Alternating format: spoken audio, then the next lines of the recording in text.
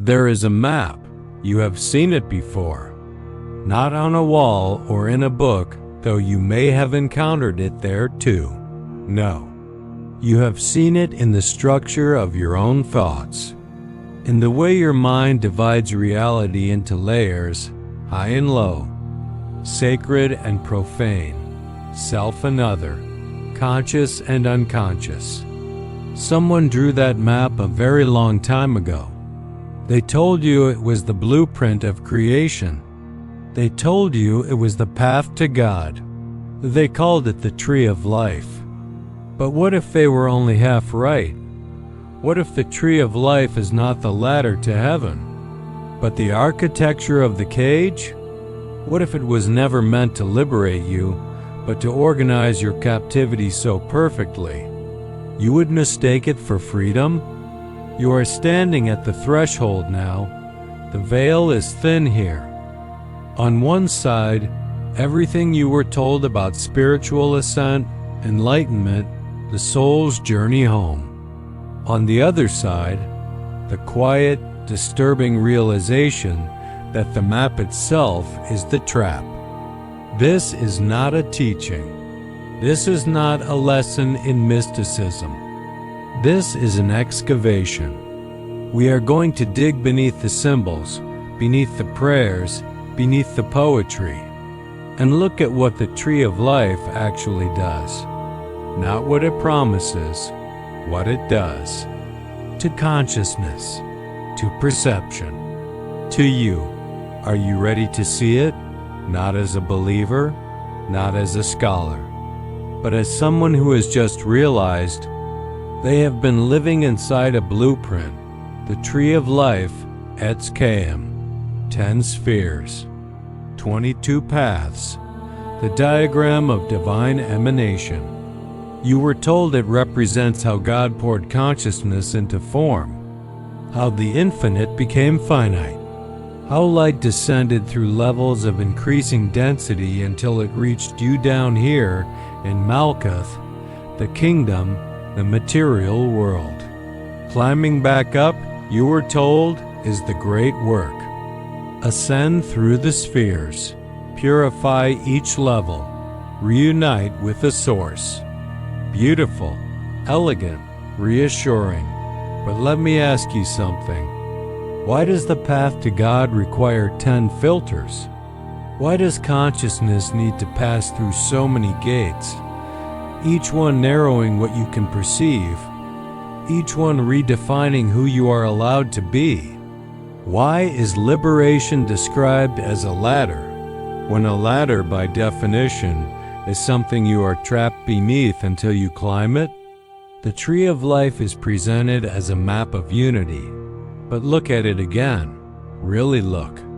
It is a map of division. 1 becomes 2, 2 becomes 3, 3 becomes 10. The one shatters into many, and you are told this shattering is holy.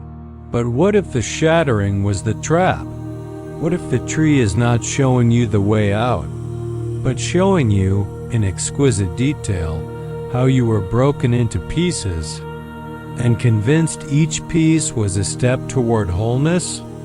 The Kabbalists will tell you the tree is a living structure, that it exists in you, around you, through you, that every human being is a reflection of its form.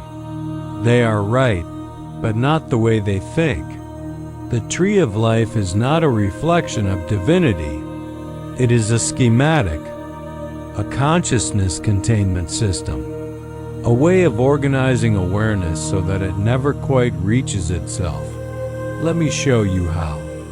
Each sphere on the tree, each sephira, is given a name, a quality, a divine attribute: Keter, the crown, pure will; Chokmah, wisdom, the flash of insight; Bina, understanding, the structure that receives it; Chest, mercy; Gavura, severity; Tiferet, beauty, the balance between them; and down through Netzach Had Yesed, until you reach Malkuth. the kingdom, the world, you. You were told these are levels of divine reality. But what if they are layers of perception? What if each sephira is not a place you visit, but a filter through which you are allowed to see? Think of it this way. You do not experience reality directly. You experience it through the mind's categories, through judgment, gevura, through desire, netzach, through logic and language, had, through identity, the image you hold of yourself, yesed, the foundation, and finally, through the senses, the body, the material, malkuth. Each sephira is a lens, and each lens distorts. You think you are looking at the world, but you are only ever looking through the tree. The tree does not show you God. It shows you the mechanism by which your consciousness is divided, so that you never perceive the whole. Do you see it now? You were never meant to climb out. You were meant to keep moving between the spheres. Mercy to severity, wisdom to understanding, higher and lower, back and forth, always within the system. Always inside the tree. The spiritual path, as it is taught, keeps you in motion, but never free. Because freedom would require stepping outside the tree entirely. And they never told you that was possible.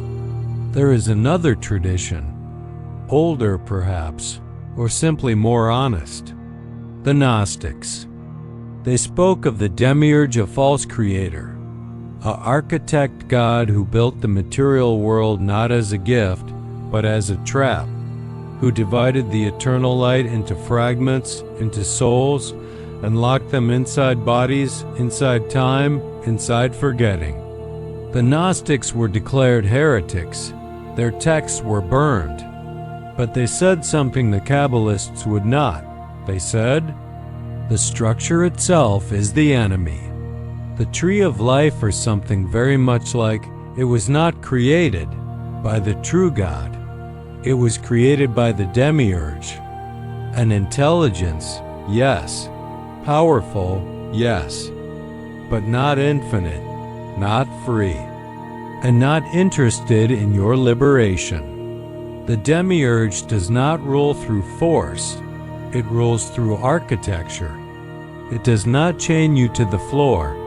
It builds the floor, the walls, the ceiling, and then gives you a map and calls it salvation. The tree of life is that map. It is a design structure, a way of organizing consciousness so that it remains stable, manageable, contained. 10 spheres, 10 levels of identity, 10 ways of being that are all, in the end, roles within the system.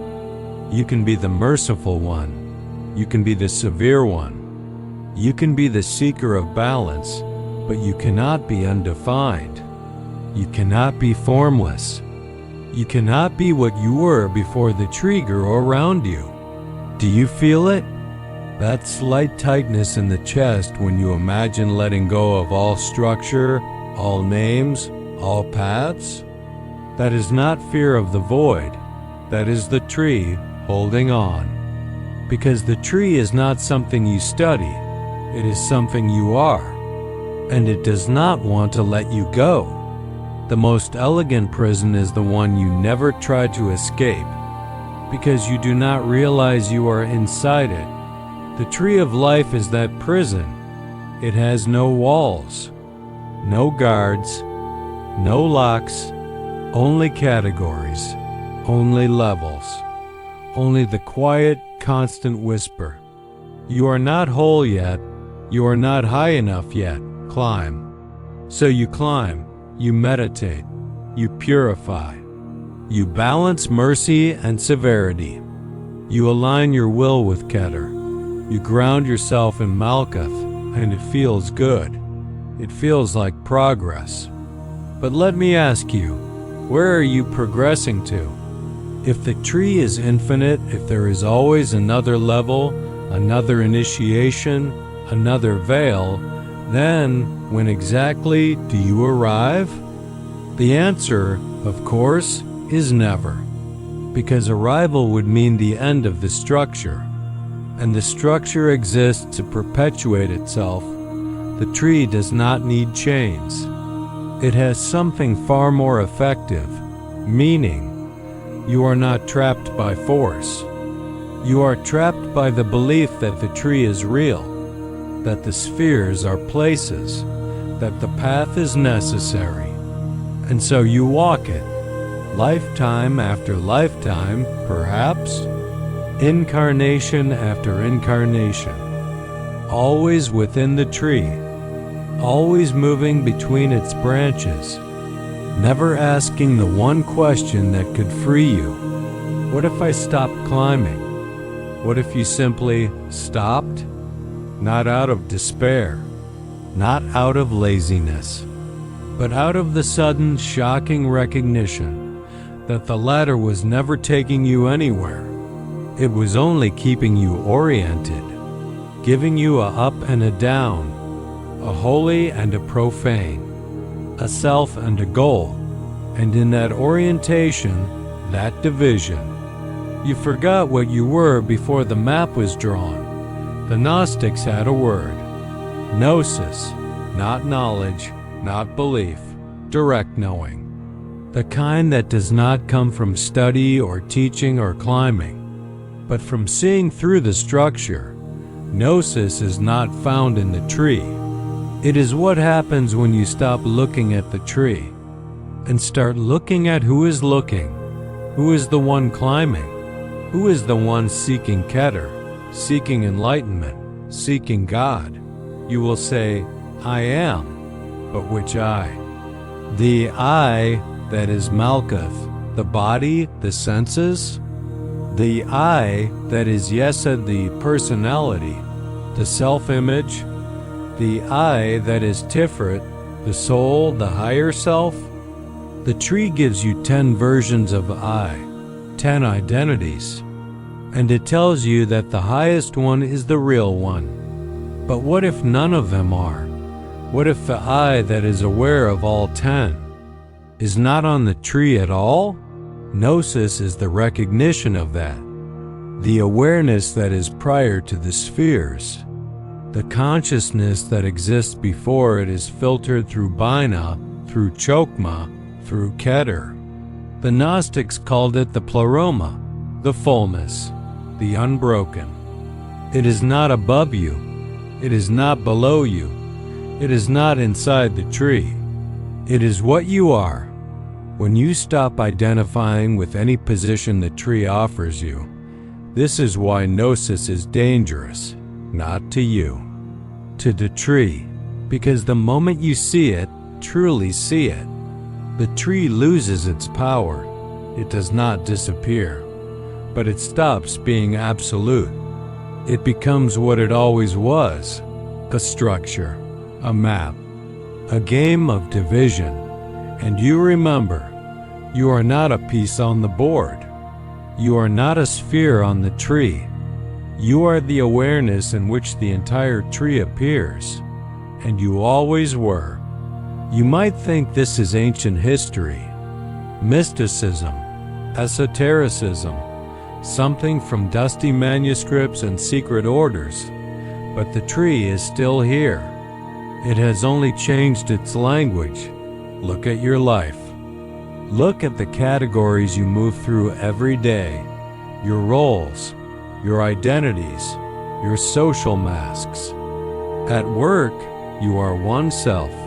At home, another. Online, another still. Each context pulls you into a different sphere, a different version of who you are allowed to be, and you move between them endlessly, believing this is just how life is. But what if it is the same structure, the same map, the same division of consciousness into manageable, predictable parts? The algorithms know this.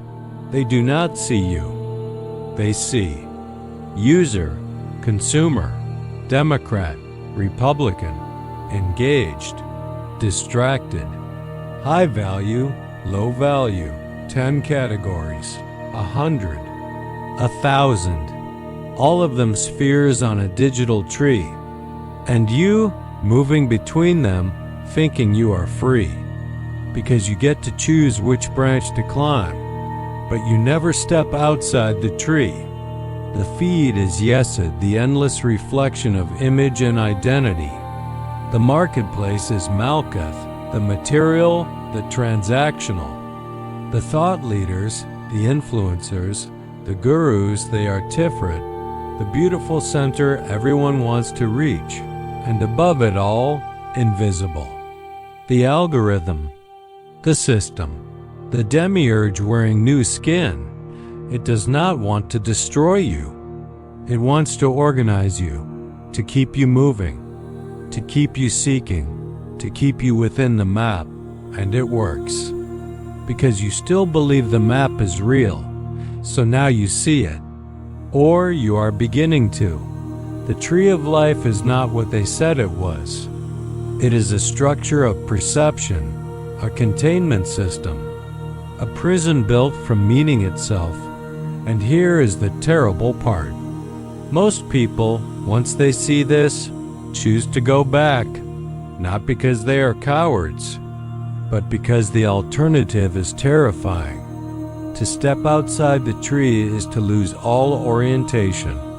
No up, no down, no path, no goal. No self that can be named or measured or improved. Just openness, vastness, the pleroma. And the mind, which has lived its entire existence within structure, recoils. It says, "This is madness." It says, "I will be lost."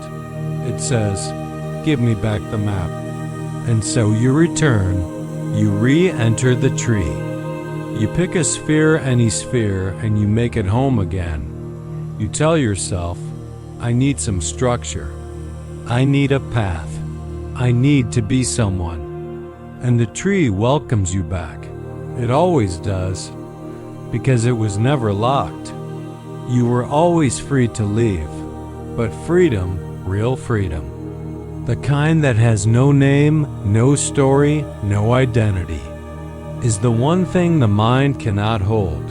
And so the tree remains, not because it is powerful, but because it is comforting. It gives you a place, a role, a reason, and for most people, that is enough. Even if it is a cage, even if it was always a cage. Because a beautiful cage with a map that promises meaning is easier to bear than the open sky. There is no instruction manual for what comes next. No technique, no practice, no new map to replace the old one. Because anything I give you would just become another tree, another structure, another place to climb. So instead, I will leave you with this. The tree of life is still there. It will always be there. You can walk its paths if you choose. You can study its spheres, invoke its names, balance its pillars. There is no judgment in that. But now you know what it is. Not a ladder to God, but a diagram of division. A map of the cage, and knowing that changes everything. Because once you see the tree as a structure, you also see the space around it, the awareness that holds it, the silence that was there before the first sphere was named. You see that you are not in the tree. The tree is in you, and it only has the power you give it. So here is the question I will leave you with, not to answer, just to hold. What were you before you were given a name? Before you were told you had a soul to purify, a self to transcend, a path to walk? What were you before the map? Sit with that, not as a riddle to solve, but as a question that dissolves the ground beneath you. And if you feel yourself falling, do not reach for a branch. Not this time. Fall, and see what catches you. It will not be a sphere. It will not be a name. It will be the thing you have always been. The thing the tree was drawn to hide. The awareness that needs no map. The light that was never divided. You. Before the veil. Before the tree. Before the beginning. Are you ready to remember, or will you climb again? The choice, as always, was never really a choice at all. It was only ever a remembering, and forgetting, and remembering again. The tree remains, but so do you, unchanged, unbroken, waiting on the other side of every symbol, even this one.